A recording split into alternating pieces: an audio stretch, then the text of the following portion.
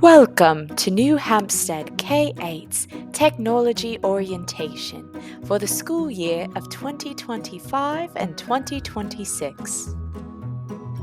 Every time you log in to a piece of equipment or Wi-Fi, you are agreeing to the terms of SCCPSS Acceptable Use Policy. When you click OK, you are agreeing to the following. I will not share my logon information with anyone. I will obey copyright laws. I will only visit appropriate sites. I am responsible for everything on the computer and network that happens under my logon. I will not tamper with anyone else's technology projects. I will take care of the equipment I am using, or I could be charged for damages. New Hampstead K8 is a one-to-one device school, which means all of you get your own device. All forms are due by August 15th, 2025. It's a Friday. Teachers, directions are attached on the document on the envelope with the forms. Your family protection plan is a form of technology insurance, should an accident occur, and your laptop to break. This insurance will help cover up to 2 accidental incidents involving your device. So be sure to take care of your device as if it were your own, which it's not, you're borrowing it. Alright, now for the protection plan and any payments to do with your device, you will need to submit this payment online via School Cash Online. We do not accept cash payments. These must all be done, you guessed it, online. An announcement will be made when the New Hampstead K8 link is active. Now, if a guardian has paid another school, you must send a copy of the receipt to your student's homeroom teacher.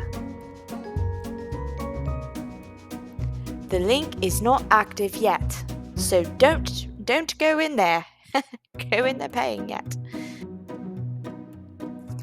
In regards to the distribution of the laptops, when you get your laptops, be sure you pick up the device that is assigned to you and you only. Your number will be listed below the slots in our cart of laptops.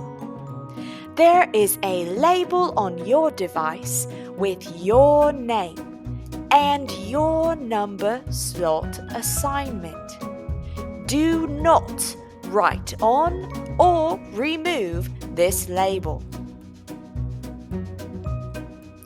It's time to pick up your laptop. Remember, you may not use another student's assigned school device. And make sure you do not let another student use your school device. Make sure you're following the room policy for getting the laptop out of the cart. Remember the laptop guidelines when working with the laptop. And of course, inspect your laptop to make sure there is no damage before you start using it. Inform your teacher immediately if you see any damage. Carrying a laptop. When you take care of a laptop, it's kind of like taking care of a baby. You must carry the laptop with 2 hands. 2, when you are moving, especially in the hallways. Make sure you always walk slowly and carefully when carrying the laptop. this is not the time to play tag. Be sure the laptop is placed securely on the desk and is not hanging over the edge of the desk or on a crack between two desks. It's got to be on a flat surface, my friends.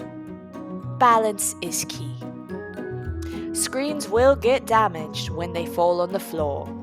Just look at that picture in the bottom right. Yikes. Are you ready for some more laptop guidelines? Of course you are. Here, keep your hands and/or any other objects away from the screen.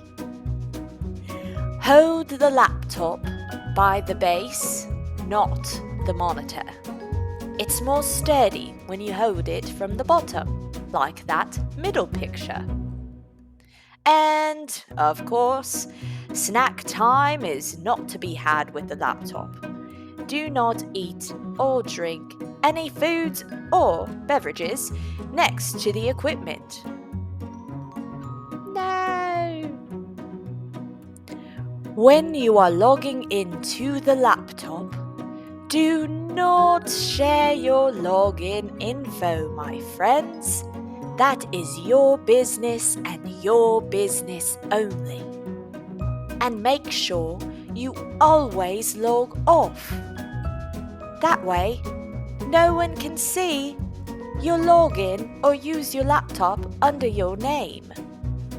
At the end of the fourth block in the school day, always shut your computer down. This gives it time to rest. The screen will turn black, and then you can close the lid. It's time to talk about the laptop's battery. It is important to charge your device in the cart each day.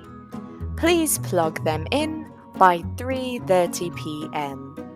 As you're working on your assignments, checking your battery while you use it is a good practice.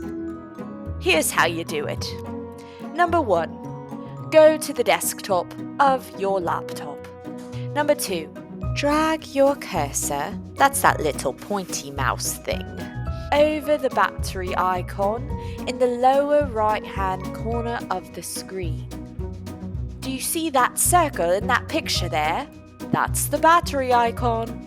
Number 3, without clicking, the estimated time left on your battery will appear.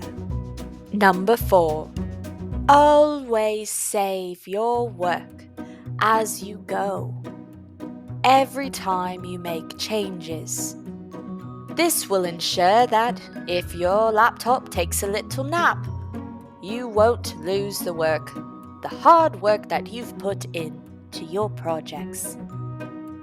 If your laptop is connected by a power cable, none of these steps really apply because it's already charging. Though, I still recommend you save your work. Make sure your laptop recognizes that the power cable is connected. Again, looking at that circle at the bottom picture, do you see that little plug? Well, my friends, that means your laptop is charging.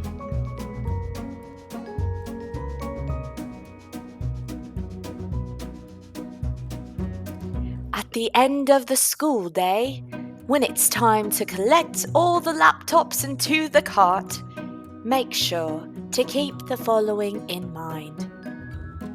Before they can go in their slot, the little laptops must be put to bed. Correctly shut down the computer when finished. The screen must turn black before you close the lid. That way, we know that it's shut down. After shutting down the laptop, return this little laptop to the appropriate slot in the cart. Remember those numbers we talked about earlier? They just go in its proper number. As they sit in their little bed, connect the laptop to the power cord when returning your laptop. If the computer on wheels, or the cow, moo, is set up to charge. Teachers, please assign this as a class job for 2 responsible students. Devices do not go home. They do not go home unless directed by administration. All devices should be back in the cart by 3:30 p.m. to begin preparing for dismissal. The cow, or computers on wheels, should look like this after each use at the end of the day. These cows need to be locked and secured, much like a cow on a farm, in their little stable. Notice how organized and clean and beautiful that cow looks. Moo. Let's talk more about logging into a Windows device and a Chrome device. So Windows devices, you'll use your username and password. But with Chrome devices, you'll use your student email and your password. And remember, number 1, first rules first. Do not share your login. I cannot say this enough. This is your personal identification. So please do not share it with any other person, even if they're your bestie. This is also your login for student access to your gradebook. So that's your business. Number 2, always sign out or log off before you leave your equipment. Number 3, do not leave your equipment unattended. This is your device to use responsibly. That is given by the school. So it's not really yours, but for the time being, it's your responsibility. Number 4, do not suspend or close the laptop lid when you are done. It is best to use the shutdown command. Make sure the screen turns black, and then you can close the lid. We'll get logged in soon. Remember, you'll locate the student ID number in your book bag in ClassLink. Click Homeroom and Student Login.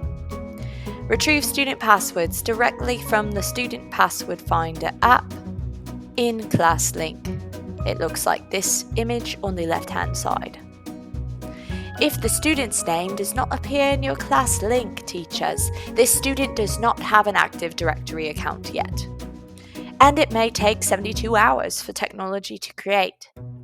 So for the time being, this student cannot log into a device without their account information, and the school cannot create these accounts. Cards were created with students' accounts for individuals to enroll on the first day of school. Use this app to retrieve all newly enrolled students. If you are a substitute teacher, you will not have access to this. Team leaders, please assist students with account issues. To use the Student Password Finder on ClassLink, you'll first open the ClassLink application. Then, you will complete the form using the student's ID number. This student ID number is located in multiple places, and here is a list. You can find it in Power Teacher or on the student identification card, and it's even provided on the index card with the student account information. Additionally, this number, this student ID, is the same as the student lunch number. After you submit this information, you will receive a notification confirming that the requested information has been sent to Teams or your district email. In Teams, you will find a workflow chat with the student's number, username, and password. This is very top secret, confidential information, only for the teacher and the individual student to know. If you need additional assistance, please contact the support desk at 395-HELP or 395-4357. Remember, substitute teachers do not have access to students' account or the application to be able to reset this password. Team leaders, please assist students with account issues when the teacher is out on your team. When you visit the wonderful computer labs we have at school, here are the expectations of how you should behave, so we can best take care of this equipment we've been given to borrow. Number 1, the lab use is for instructional purposes only. You aren't coming in here to play a bunch of games with friends, although it's fun. It is time for learning, which can also be fun. Number 2, no food or drinks are allowed in the lab. We don't want the computers to get all messed up because of a water spillage or sticky fingers from candy. Ugh, that is not good for the keyboard. Number 3, sit at your assigned seat. You'll use the same computer, and this will keep your profile saved and decrease the amount of time for the computer to start up. Number 4, if there are headphones, make sure you return the equipment as shown in the picture. Look to the left and you'll see that the headphones nicely rest on the monitor. Thank you for taking care of our space. Number 5, always log off after computer use. This ensures you're not logged in when the next class arrives. Now, this next little bit only applies if you are the last class of the day to use the computer lab. You all have the special responsibility to properly shut down the computer and allow it to get its rest for the night. Number 6, push all the chairs in and pick up any trash that you see. We appreciate even if it's not your trash. Let's work together to keep this space clean. Number 7, report any issues with equipment immediately to the media staff. That way we can get these little computers the support they need to get better soon. Now you may be asking yourself, or me, Mrs. Narrator, but how would we report any of these issues that we may have? I'm glad you asked. Please use the Google form provided by the media staff to submit all technology issues. Please do not send students to the media center when these issues arise. Use the form. Media staff will come to the room to collect the devices. Thank you so very much. Da da da da! Thank you all for being wonderful listeners. You've learned plenty of information, and now it is time for you to take some action. With your laptop in front of you, you will log on to the device assigned to you. Make sure that all the lowercase and uppercase letters are correct. If they're all jumbled around, the laptop won't think you're you. So take your time, log in, and we are going to start the update process. These laptops have been on summer break as well. So, in order to make sure they are best equipped to support you on your educational journey, we're going to run updates together. Woo! First things first, click on that settings icon you see. Then, you'll click on About Chrome OS. Then you'll click on Check for Updates. You'll find this where that cute little yellow blurry box is on the right side of the image below. In the same place, that yellow box right there, where you clicked Check for Updates, this box will change to say Restart after the update is complete. You can watch the progress of the update in that red box. It'll tell you the little percentage of its update. Make sure this update process is complete. That means it's reached 100% and that button says restart before you start the restarting process. Thank you all for joining me on this adventure of what it means to take care of this device that's yours for the school year. I hope you have a wonderful day and may you learn something very interesting in class or in life. Ta-ta!